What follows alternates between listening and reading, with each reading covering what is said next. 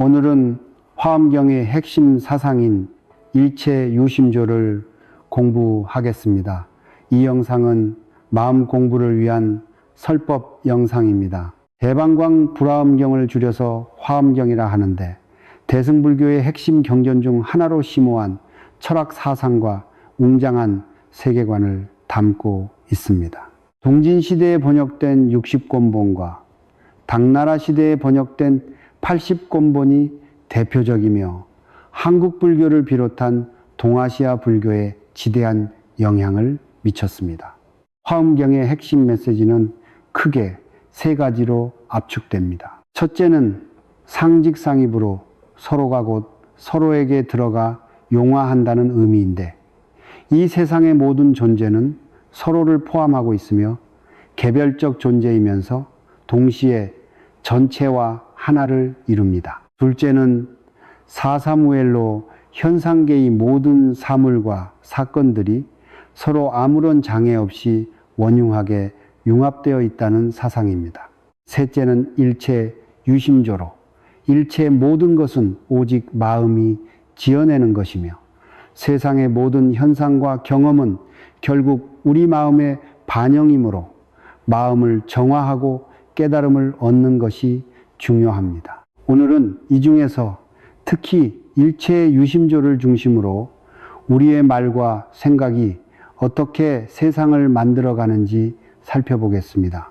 부처님께서는 화엄경에서 이렇게 말씀하셨습니다. 마음이 화공과 같아서 온갖 세간을 그려내며 오온이 모두 생겨나는데 법으로서 만들어지지 않는 것이 없다고. 이 말씀의 핵심은 무엇일까요? 마음이 마치 화가처럼 세상을 그려낸다는 것인데, 우리가 경험하는 세상은 객관적 실체라기보다 각자의 마음이라는 필터를 통해 재구성된 주관적 현실입니다. 일체 유심조란 세상의 모든 현상은 오직 마음이 만들어낸다는 가르침으로 눈앞에 책상과 의자가 존재하지 않는다는 뜻이 아니라 그것을 보고 아름답다거나 낡았다고 판단하며 비싸거나 싸다고 가치를 먹기는 주체가 바로 마음이라는 의미입니다. 똑같은 풍경을 보아도 마음이 즐거운 사람은 세상을 아름답게 보고 마음이 괴로운 사람은 모든 것이 슬프게 보입니다. 봄날 만개한 벚꽃을 보며 어떤 이는 생명의 아름다움에 감탄하지만 어떤 이는 곧 떨어질 꽃이 펴서 무상함을 느끼고 슬퍼합니다. 같은 비를 맞아도 농부는 단비라 기뻐하고 조풍을 계획한 아이는 굳은 날씨라 실망합니다. 이처럼 세상 자체가 즐겁거나 슬픈 것이 아니라 우리 마음이 그렇게 만들어내는 것입니다. 그렇다면 마음은 어떻게 세상을 만들어낼까요? 가장 직접적인 방법이 바로 우리가 내뱉는 말입니다. 말은 단순히 성대를 울려나오는 소리의 조합이 아니라 우리 마음의 상태를 그대로 드러내는 표현이자 세상에 직접적인 영향을 미치는 창조적인 힘을 가집니다. 따뜻한 격려의 말을 건넬 때 그 말은 상대방의 마음에 긍정적인 파동을 일으키고 그 긍정적 기운은 다시 그 사람의 행동을 변화시키며 그 변화된 행동은 주변 사람들에게 또 다른 영향을 미칩니다. 이 영향은 꼬리에 꼬리를 물고 온 세상으로 퍼져나가는데 이것이 바로 말이 세상을 만들어가는 과정입니다. 반대로 무심코 던진 비난의 말 한마디는 상대방의 마음에 상처를 남기고 그 상처는 분노나 미움 같은 부정적 감정을 일으켜 세상을 향해 퍼져나가며 또 다른 갈등과 대립의 원인이 됩니다. 이처럼 우리의 말은 나와 남을 이롭게 하는 약이 될 수도 있고 모두를 해치는 독이 될 수도 있습니다. 그렇다면 어떤 말을 해야 할까요? 화엄경의 가르침에 따르면 긍정적인 세계를 만들기 위해서는 세 가지 말을 실천해야 합니다. 첫째, 칭찬의 말입니다. 칭찬은 상대방의 장점을 인정하고 존중하는 마음의 표현으로 상대방 안에 잠재된 선한 가능성을 일깨워주는 역할을 합니다. 직장 동료가 작은 일이라도 잘 처리했을 때 그냥 지나치지 말고 수고했다고 칭찬해 보십시오. 그 한마디가 그 사람에게 자신감을 주고 더 열심히 일하려는 동기가 되며 결국 조직 전체의 분위기를 밝게 만듭니다. 둘째, 격려의 말입니다. 격려는 상대방이 어려움에 처했을 때 다시 일어설 수 있도록 용기를 주는 행위로 모든 존재가 서로 의지하며 살아가야 한다는 연기적 세계관의 구체적 실천입니다. 시험에 떨어져 좌절하는 친구에게 괜찮다며 다음에 잘할 수 있다고 격려해 보십시오. 그 말 한마디가 절망의 구덩이에서 그 사람을 끌어올리고 다시 일어나 도전할 힘을 줍니다. 셋째, 희망을 주는 말입니다. 희망을 주는 말은 미래에 대한 긍정적 믿음을 심어주는데 마음이 미래를 만들어낸다는 일체 유심조의 원리에 비추어 볼 때 기망을 말하는 것은 곧 밝은 미래를 함께 창조하는 일입니다. 어려운 상황에서도 좋아질 거라고 해낼 수 있다고 함께하면 가능하다고 말해 보십시오. 그 희망의 말이 실제로 현실을 바꾸는 힘이 됩니다. 실제로 한 회사에서 있었던 일입니다. 실적이 저조했던 한 팀이 있었는데 새로 부임한 팀장이 매일 아침 회의 때마다 팀원들의 작은 성과도 칭찬하고 할 수 있다고 격려했습니다. 3개월 후 그 팀은 회사 최우수 팀이 되었는데 팀원들은 팀장의 긍정적인 말이 자신들을 변화시켰다고 말했습니다. 이처럼 말은 단순한 소리가 아니라 현실을 창조하는 힘입니다. 비유를 하나 들어보겠습니다. 마음은 거울과 같아서 우리가 무엇을 비추느냐에 따라 그것이 현실로 나타납니다.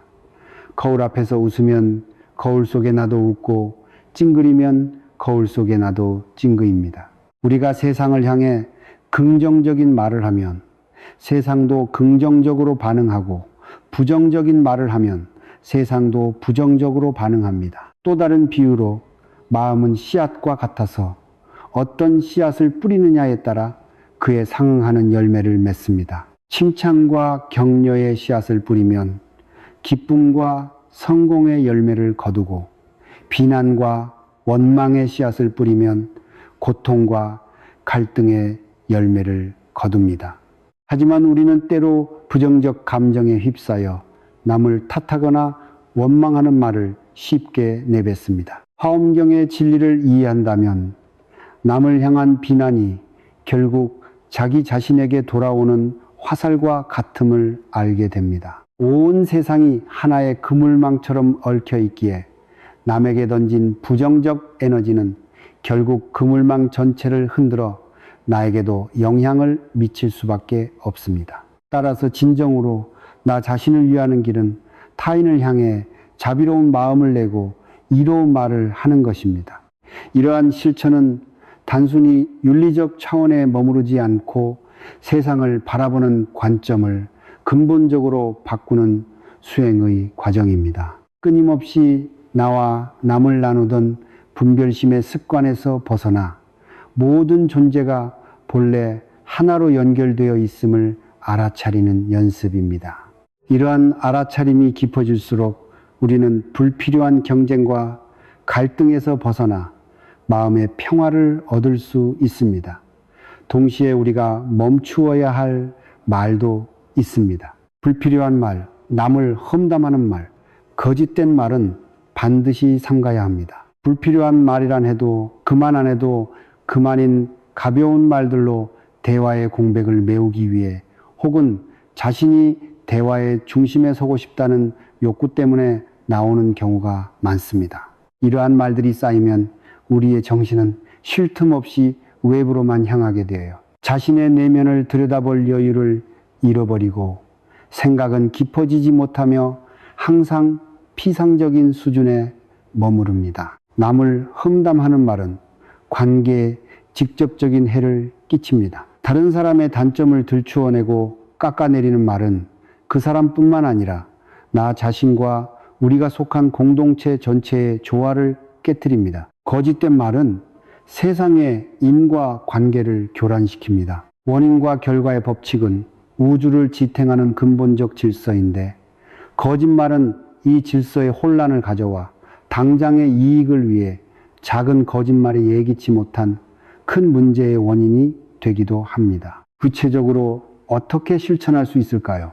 하루 동안 자신이 하는 말을 의식적으로 관찰해 보십시오. 아침부터 저녁까지 내가 한 말들을 돌아보며 불필요한 말은 몇 번이었는지, 누군가를 험담하지는 않았는지, 거짓말을 하지는 않았는지 점검합니다. 처음에는 자신도 모르게 많은 불필요한 말을 하고 있음을 발견하게 될 것인데 이것을 알아차리는 것만으로도 큰 변화의 시작입니다. 다음 단계는 말하기 전에 잠깐 멈추는 연습입니다. 입이 열리려는 순간 0.5초만 멈추고 이 말이 정말 필요한지 생각해 보십시오.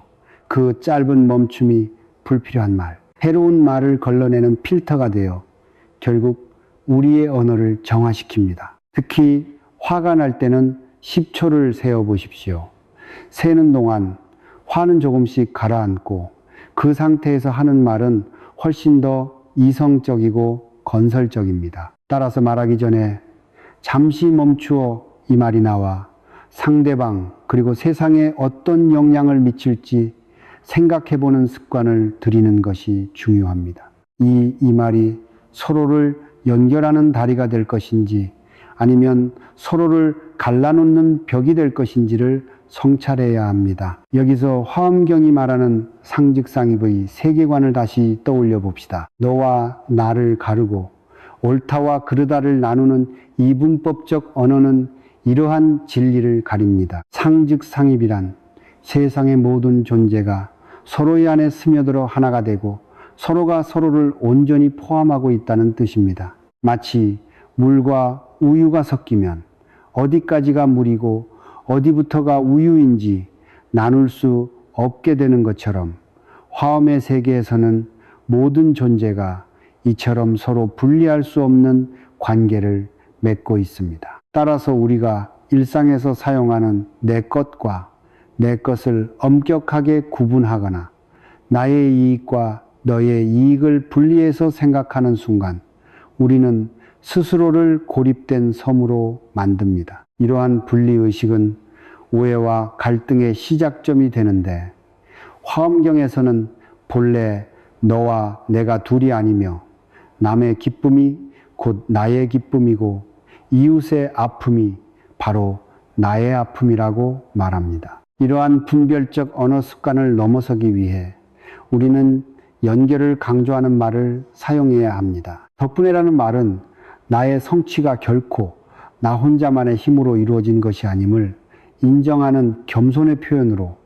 나의 성공 뒤에는 수많은 사람들의 도움과 지지 그리고 눈에 보이지 않는 사회 전체의 노력이 있었음을 기억하게 합니다. 함께라는 말 역시 분리의 벽을 허무는 강력한 힘을 지니는데 어떤 일을 추진할 때 나를 따르라고 말하는 대신 우리 함께 해보자고 말할 때 그곳에는 수평적이고 평등한 관계가 형성됩니다. 공동의 목표를 위해 각자의 지혜와 힘을 모으는 과정 속에서 우리는 더 큰 성취를 이루고 서로에 대한 신뢰와 유대감을 깊게 만들어 갑니다. 반대로 우리가 반드시 삼가야 할 말은 비난과 평가의 언어입니다. 타인의 잘못을 지적하고 그 사람의 인격을 규정짓는 말들은 그 자체로 폭력이 될 수 있습니다. 화의 관점에서 보면 모든 존재는 내면에 부처와 같은 존귀하고 완전한 성품을 지니고 있는데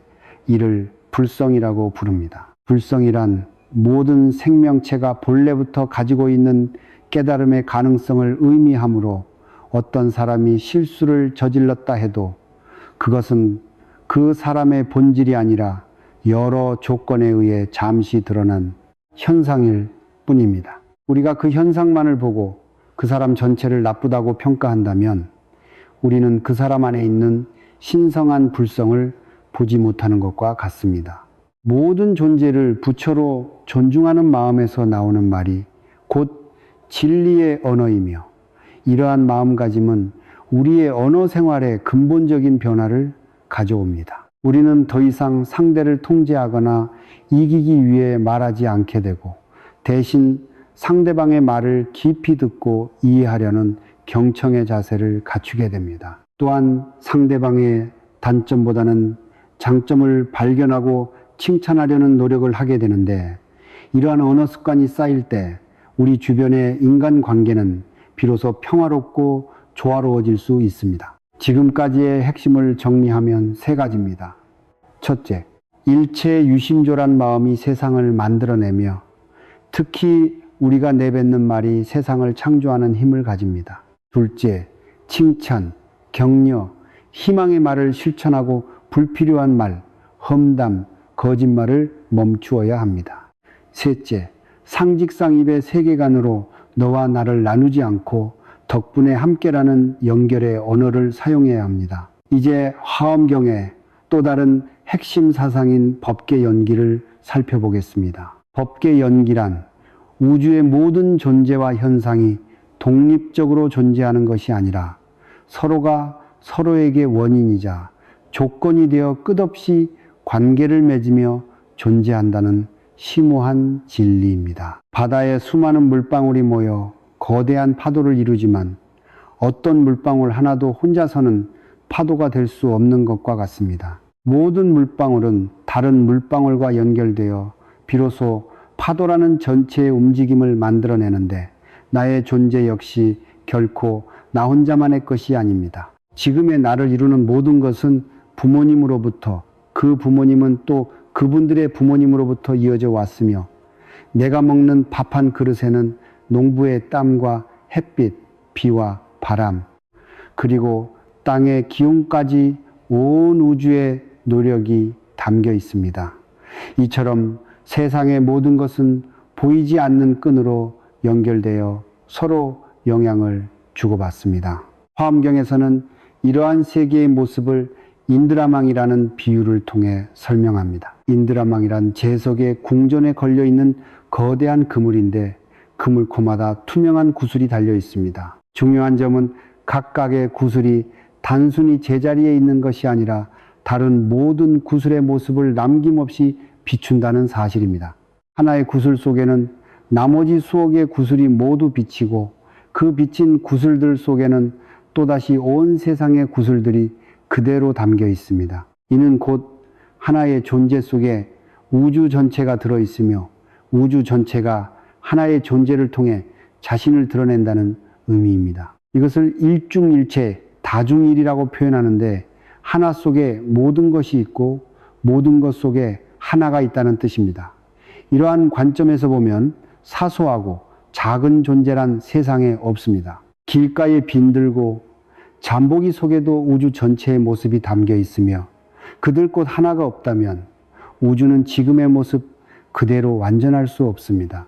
그러나 우리는 일상생활 속에서 이러한 세상의 참모습을 보지 못하고 나와 남을 나누고 좋은 것과 싫은 것을 구분하며 이로운 것과 해로운 것을 계산합니다. 이러한 분별심이 바로 우리가 고통을 겪는 근본적 원인이 되는데, 모든 것이 본래 한 몸처럼 연결되어 있다는 진리를 보지 못하고 나라는 작은 개체를 지키기 위해 애쓰면서 다른 존재와 갈등하고 대립하기 때문입니다. 이러한 분별과 대립을 만들어내는 주체는 바로 무지입니다. 무지란 단순히 지식이 부족하다는 의미가 아니라 세상이 본래 변화하고 연결되어 있다는 근본적 진리를 보지 못하는 마음의 어두운 상태를 의미합니다.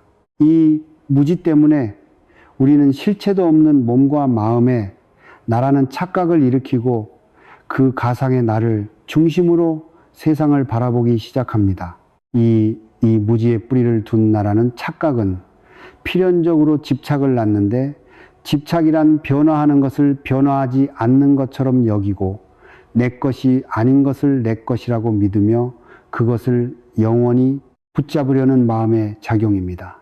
우리는 이 몸이 영원할 것이라고 착각하기에 젊음과 건강에 집착하고, 이 마음의 즐거운 감정이 영원할 것이라고 착각하기에 특정한 사람이나 경험에 집착합니다. 결국 모든 고통은 이 집착에서 비롯되는데 영원히 머물 수 없는 것을 억지로 붙잡으려고 하니 그것이 변하거나 사라질 때 우리는 상실감과 괴로움을 느끼게 됩니다. 예를 들어 우리는 자신의 건강한 몸을 나와 동일시하고 그것에 강하게 집착함으로 몸이 늙고 병들어가는 자연스러운 과정을 받아들이지 못하고 큰 두려움과 고통을 겪습니다.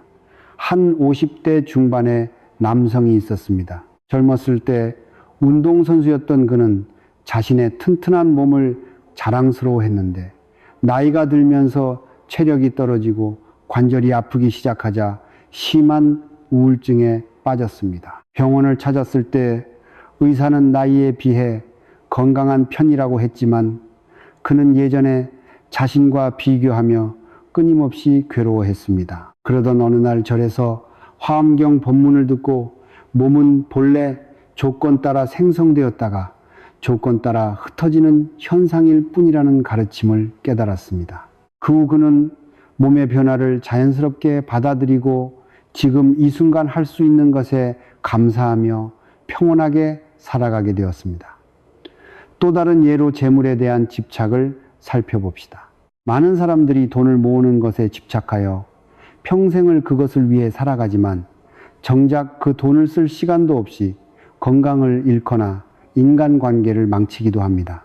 돈 자체가 나쁜 것이 아니라 돈에 대한 집착이 문제인 것입니다. 그러나 몸은 본래 조건 따라 생성되었다가 조건 따라 흩어지는 현상일 뿐이므로 이 진리를 있는 그대로 받아들인다면 우리는 몸의 변화에 대해 과도한 집착을 내려놓고 그것을 더 평온하게 돌볼 수 있게 됩니다. 집, 작은 탐욕, 성냄, 어리석음이라는 세 가지 도구로 나타납니다. 탐욕이란 나에게 즐거움을 주는 대상을 영원히 소유하려는 마음이고, 성냄이란 나에게 불쾌감을 주는 대상을 어떻게든 밀어내고 없애버리려는 마음입니다. 어리석음이라니 모든 과정의 바탕에 깔린 세상이 변한다는 진리를 보지 못하는 마음의 상태를 의미합니다. 우리는 탐욕 때문에 감각의 즐거움을 쫓지만 세상의 모든 즐거움은 더없이 일시적이며 찰나같습니다. 인간의 세상은 감각을 중심으로 이루어져 있는데 우리는 눈으로 아름다운 것을 보고 귀로 즐거운 소리를 들으며 코와 혀를 통해 향기롭고 맛있는 것을 경험할 때 행복을 느낍니다. 그러나 이러한 감각 중심의 삶이 근본적 한계를 가지는 이유는 우리가 의지하는 모든 감각적 경험은 예외 없이 일시적이고 변화하는 속성을 지니고 있기 때문입니다. 이것을 재행무상이라고 하는데, 재행무상이란 이 세상에 존재하는 모든 현상은 영원하지 않고 끊임없이 변화한다는 진리입니다. 아무리 맛있는 음식도 먹고 나면 그 맛은 사라지고, 아무리 감미로운 음악도 연주가 끝나면 고요함만이 남습니다. 따라서 영원히 지속될 수 없는 감각적 즐거움에 우리의 행복을 의지하는 것은 모래 위에 집을 짓는 것과 같이 위태로운 일입니다. 고통에서 벗어나는 유일한 길은 탐욕과 성냄, 어리석음이라는 세 가지 원인을 버리는 데 있으며, 이것을 버릴 때 비로소 우리는 해탈에 이를 수 있습니다. 해탈이란 모든 고통과 속박에서 벗어난 완전한 자유와 평화의 상태를 의미하는데, 그 첫걸음은 바로 자신의 마음을 정직하게 관찰하는 것에서 시작됩니다. 내 마음 속에서 탐욕스러운 마음이 올라올 때, 혹은 불같이 화가 치밀어 오를 때 그것을 억누르거나 외면하지 않고 그저 있는 그대로 알아차리는 것입니다. 아, 지금 내 마음에서 탐욕이 일어나고 있구나. 성냄이라는 감정이 나를 휩쓸고 있구나 하고 한 걸음 떨어져서 객관적으로 바라보는 것입니다. 구체적인 마음 관찰 방법을 안내하겠습니다. 편안한 자세로 앉아 눈을 감고 호흡에 집중합니다. 들숨과 날숨을 자연스럽게 관찰하다가 마음속에서 어떤 생각이나 감정이 올라오면 그것을 알아차립니다.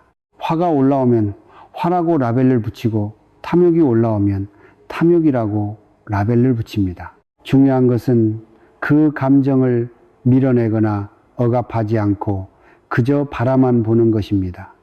마치 하늘을 떠가는 구름을 바라보듯 마음속에 감정과 생각을 바라봅니다. 구름이 저절로 생겨났다가 저절로 사라지듯 감정도 저절로 일어났다가 저절로 사라집니다. 이렇게 관찰하는 연습을 매일 10분씩 하다 보면 점점 감정에 휘둘리지 않는 힘이 생깁니다. 어떤 날은 관찰이 잘 되고 어떤 날은 감정에 휩쓸릴 수도 있습니다. 그것도 괜찮습니다. 완벽을 추구하지 말고 그저 꾸준히 연습하십시오. 관찰하는 순간 우리는 더 이상 그 감정이나 생각과 나 자신을 동일시하지 않게 되어 우리는 감정의 주인이 되어 그것을 지켜보는 관찰자가 됩니다. 이러한 관찰의 힘이 깊어질수록 우리는 집착을 점차 놓아버릴 수 있고 마침내 이 집착을 완전히 놓아버릴 때 우리의 마음은 본래의 모습인 깊은 고요함을 되찾게 됩니다. 이러한 관찰과 놓아버림의 과정은 우리를 궁극적인 깨달음으로 이끌어주는데 그것은 바로 나라는 존재는 본래부터 고정된 실체가 없다는 진리를 체득하는 것입니다. 이것이 바로 제법무아의 가르침으로 제법무아란 나라고 부를 만한 독립적이고 영원한 실체는 그 어디에도 없다는 진리입니다. 나는 그저 끊임없이 변하는 몸과 마음의 현상들이 잠시 모여 작동하는 현상일 뿐인데 우리가 나라고 믿는 이 육신은 결코 고정불변의 실체가 아니라 매 순간 끊임없이 변화하는 과정 속에 있습니다. 과학적 사실만 보더라도 우리 몸의 세포들은 끊임없이 죽고 새로 태어나기를 반복하며 몇 년 전에 내 몸과 지금의 내 몸은 물리적으로 이미 상당 부분 다른 물질로 이루어져 있습니다. 또한 이 몸은 우리가 섭취하는 음식과 마시는 물, 호흡하는 공기와 같은 외부의 조건 없이는 단 하루도 유지될 수 없습니다. 나의 몸은 나만의 것이 아니라 온 우주의 수많은 인연들이 잠시 모여 만들어진 하나의 집합체에 불과하며 우리의 마음 또한 육신과 마찬가지로 조금도 고정되어 있지 않습니다. 아침에 느꼈던 상쾌한 기분은 오후가 되면 피로감으로 바뀌고 어제까지 굳게 믿었던 생각이 오늘은 일심스러워지기도 합니다. 마음속에서는 기쁨, 슬픔, 분노, 평화로움과 같은 수많은 감정과 생각들이 조건에 따라 끊임없이 일어났다가 사라지기를 반복합니다. 이처럼 실체 없는 나를 깨닫고 모든 것이 서로 의지하여 존재한다는 연기의 법칙을 깨달을 때 우리는 더 이상 허상인 나를 위해 탐욕을 부리거나 성낼 필요가 없게 됩니다. 그렇다면 일상에서 어떻게 실천할 수 있을까요? 구체적인 실천 방법 5가지를 제안합니다. 첫째, 아침에 일어나면 오늘 하루 긍정적인 말만 하겠다고 다짐하십시오. 만나는 사람마다 칭찬과 격려의 말을 건네보십시오. 출근길에 만난 경비 아저씨께 수고하신다고 인사하고 직장 동료의 작은 장점을 발견해 칭찬하며 가족에게 사랑한다고 표현해 보십시오. 처음에는 어색할 수 있지만 계속 하다 보면 자연스러워지고 상대방도 긍정적으로 변합니다. 특히 아침에 거울을 보며 자신에게도 긍정적인 말을 해보십시오. 오늘도 잘할 수 있어. 나는 소중한 존재야. 감사합니다. 같은 말을 하면 하루를 긍정적으로 시작할 수 있습니다.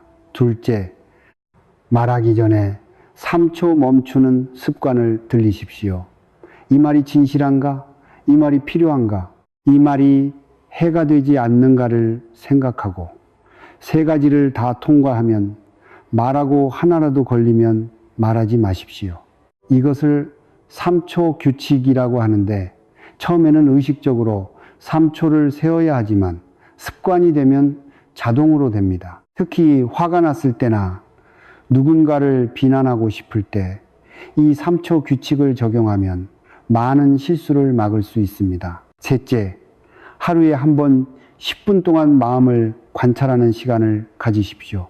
조용히 앉아 호흡을 관찰하며 떠오르는 생각과 감정을 있는 그대로 바라보되 거기에 휩쓸리지 말고 한 걸음 떨어져서 지켜보십시오. 아침 명상을 추천하는데 출근 전 10분만 일찍 일어나 조용히 앉아 마음을 관찰하면 하루를 평온하게 시작할 수 있습니다. 명상할 때는 타이머를 설정해 두면 좋은데 시간을 신경 쓰지 않고 오직 마음 관찰에만 집중할 수 있습니다. 넷째, 모든 것이 연결되어 있음을 하루 3번 떠올리십시오. 식사할 때 이 음식이 내 입에 오기까지 관여한 수많은 인연을 생각하고 일할 때 내일이 얼마나 많은 사람들과 연결되어 있는지 생각하며 잠들기 전에 오늘 만난 사람들과의 연결을 떠올려 보십시오. 아침 식사 전에 잠깐 묵념하며 이 밥 한 그릇이 내 입에 오기까지 농부, 운전사, 요리사 등 수많은 분들의 노력이 있었음을 생각하고 감사하는 마음을 갖습니다. 일할 때도 내가 하는 일이 누군가에게 도움이 되고 내일이 많은 사람들의 일과 연결되어 있음을 떠올리면 일의 의미를 발견하게 됩니다. 다섯째, 저녁에 자기 전에 오늘 하루를 돌아보며 반성하십시오. 오늘 어떤 말을 했는가? 누군가에게 상처를 주지는 않았는가? 집착하고 있는 것은 무엇인가를 살피고 잘못한 것이 있으면 내일은 더 잘하겠다고 다지 마십시오. 주행일기를 쓰는 것도 좋은 방법인데 오늘 한 긍정적인 말 3가지, 멈춘 부정적인 말 3가지, 알아차린 집착 3가지를 적어 보십시오.